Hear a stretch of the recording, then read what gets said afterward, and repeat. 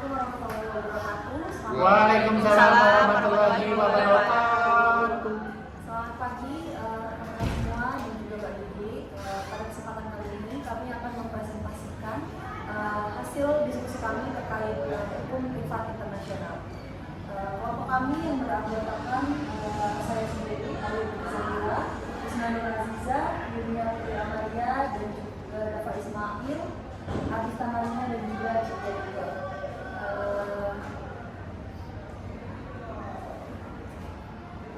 Selanjutnya terkait materi definisi hukum internasional akan dijelaskan oleh rekan saya.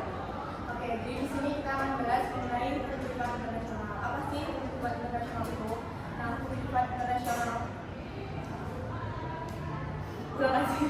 Kuatnya gitu. Apa sih hukum privat internasional itu? Jadi hukum privat internasional ini merupakan salah satu cabang hukum yang menangani perselisihan antara individu atau badan swasta yang memiliki hubungan hukum dan melewati lintas batas internasional. Nah, hukum privat di sini akan menjawab pertanyaan mengenai hukum yurisdiksi mana yang akan digunakan ketika ada pertentangan hukum di suatu negara. Nah, kerangka hukum privat ini terdiri dari konvensi, protokol, model hukum, panduan hukum, dokumen seragam, jurisprudensi, praktik dan kebiasaan, serta dokumen dan instrumen lainnya.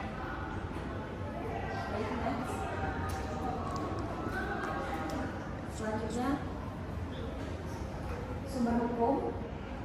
Sumber hukum dalam hukum privat internasional itu ada tiga.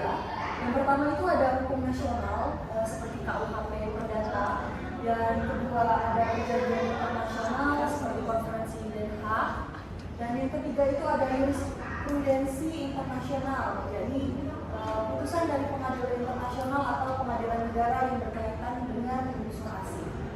Selanjutnya, kemudian ada subjek hukum privat internasional. Yang pertama ada individu, yaitu adalah orang perseorangan yang berasal dari atau berhubungan dengan negara lain.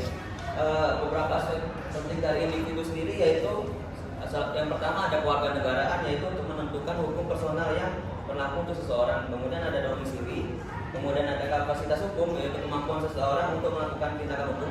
Dan yang keempat ada hak dan kewajiban yang termasuk hak dasar hukum. Kemudian yang kedua ada badan hukum. Badan hukum itu terdiri dari perusahaan, organisasi internasional atau badan hukum lain yang berkaitan dengan hukum dari dua negara atau lebih. Beberapa aspek penting ada seperti inkorporasi tempat perusahaan didirikan, kemudian ada nasionalitas perusahaan, ada kapasitas hukum juga, dan kemudian ada tanggung jawab hukum yang termasuk konsep living the corporate world. Kemudian ada negara yang ketiga. Yang negara adalah dalam konteks tertentu negara bisa menjadi subjek hukum privat internasional, terutama dalam hak kontrak bisnis internasional atau dalam sengketa perdata dengan individu atau badan hukum asing. Contohnya seperti misalnya ada sengketa investasi asing, misalnya ada perusahaan minyak internasional yang melakukan investasi di sebuah negara, kemudian setelah perubahan kebijakan mereka merasa dirugikan dan mereka dapat mengajukannya ke arbitrase internasional.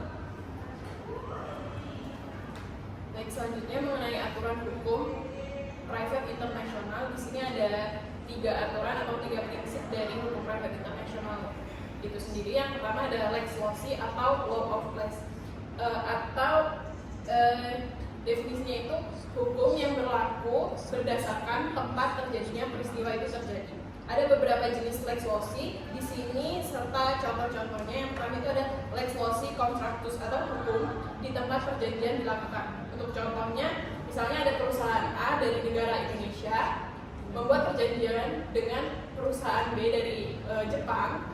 Mereka membuat perjanjian di Singapura. Jadi untuk hukum yang mengatur perjanjian tersebut disesuaikan oleh tempat perjanjian tersebut dibuat, yaitu menggunakan hukum aturan dari negara Singapura. Selanjutnya ada lex loci delicti atau lex loci delicti, penyalahgunaan hukum atau pelanggaran hukum, di mana itu adalah hukum yang berlaku di tempat terjadinya suatu tindakan melawan hukum itu. Contohnya kayak misalnya ada seorang turis dari Australia liburan di Bali, Indonesia.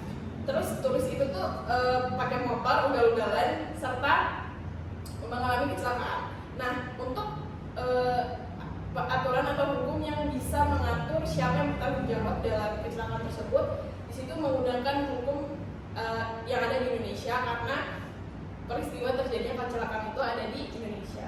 Next ada lex loci resitae atau hukum yang berlaku di mana benda itu berada. Misalnya ada seorang warga Indonesia memiliki kekayaan yang ada di Singapura atau aset yang di Singapura.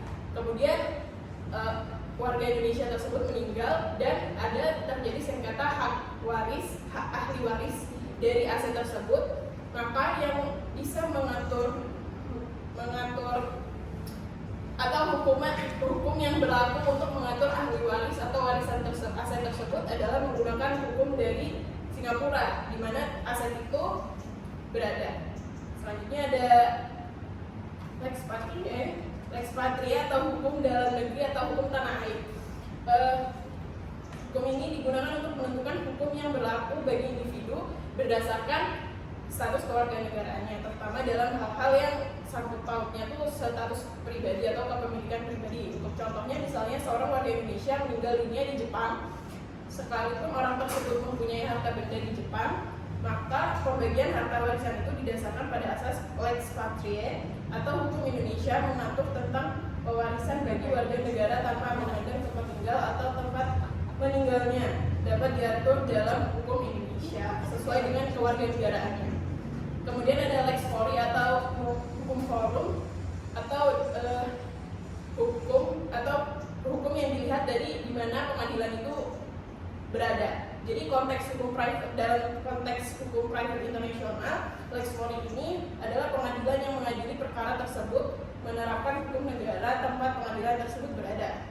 Paling tidak dalam aspek prosedurnya, seperti tata cara pengajuan bukti, batas waktu pengajuannya, dan dari segala permasalahan prosedur dalam perkara. Misalnya, kalau misalnya ada sengketa kontrak antara dua pihak dari negara yang berbeda, tetapi sengketa itu disidangkan di pengadilan negara Indonesia. Misalnya ada perjanjian perusahaan Indonesia sama perusahaan Jepang, terus ada masalah di kontrak mereka, terus yang mengadili itu dan permasalahan tersebut terjadi di Indonesia, maka untuk prosedur sengketa perkara tersebut menggunakan hukum dari Indonesia, prosedur hukum Indonesia. Sekalipun yang mengatur kontrak tersebut dari Singapura ataupun dari tempat manapun itu seperti yang lex loci contractus jelaskan tadi.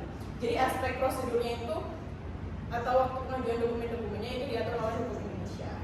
Baik, itu 3 aturan atau 3 prinsip hukum private internasional. Selanjutnya ada sanksi hukum private internasional. Oke, untuk sanksi hukum private internasional di sini ada 3. Yang pertama itu ada ganti rugi, di mana pihak yang melanggar ketentuan hukum dapat diwajibkan membayar ganti rugi kepada pihak yang dirugikan. Nah, ganti rugi ini biasanya diberikan untuk menutupi kerugian yang dialami oleh pihak yang dirugikan akibat kegagalan pihak lain dalam memenuhi kewajibannya. Dalam beberapa kasus, penalti tambahan juga dapat dikenakan untuk mendukung pihak yang melanggar perjanjian, terutama jika kontrak tersebut mencantumkan ketentuan penalti. Nah, untuk yang kedua ini ada pembatalan perjanjian. Suatu perjanjian dapat dibatalkan jika melanggar hukum atau peraturan internasional.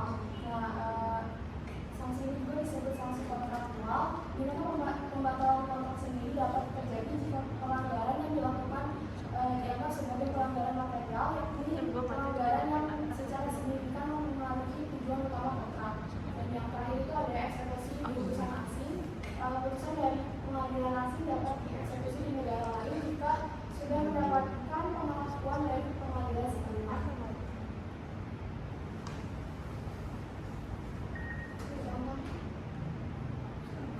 Contoh dari sanksi ya. Jadi kelompok kami mengambil contoh kasus sengketa perjanjian lisensi internasional yaitu Apple dengan Samsung. Jadi sengketa ini dimulai pada tahun 2011 ketika Apple, perusahaan teknologi asal Amerika Serikat, menggugat Samsung, perusahaan asal Korea Selatan. Nah, atas pelanggaran hak paten dan desain produk, kasus ini dikenal sebagai patent war karena melibatkan klaim pelanggaran hak paten internasional di berbagai negara, termasuk di Amerika Serikat dan Eropa. Ada beberapa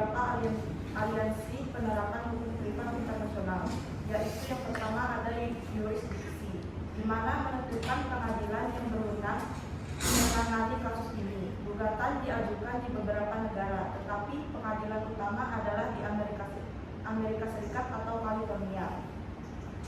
Yang kedua ada hukum yang berlaku, di mana setiap negara memiliki hukum paten yang berbeda. Di Amerika Serikat menggunakan hukum paten federal, sedangkan Eropa menggunakan hukum paten Uni Eropa dan regional. Yang ketiga ada dampak keputusan pengadilan.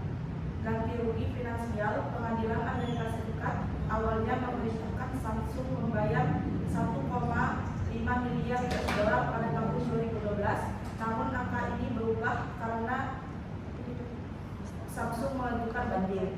Dampak strategi bisnis. Dampak mempengaruhi hubungan bisnis antara Apple dan Samsung yang juga merupakan mitra bisnis. Kasus ini mengubah cara perusahaan teknologi mengatur strategi paten dan desain untuk pasar global.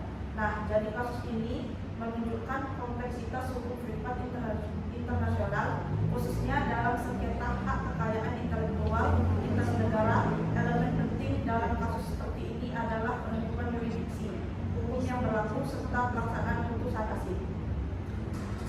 Baik, demikian presentasi dari kami. Apabila ada kesalahan, mohon maaf. Kami akhiri. Wassalamualaikum warahmatullahi wabarakatuh. Waalaikumsalam warahmatullahi wabarakatuh.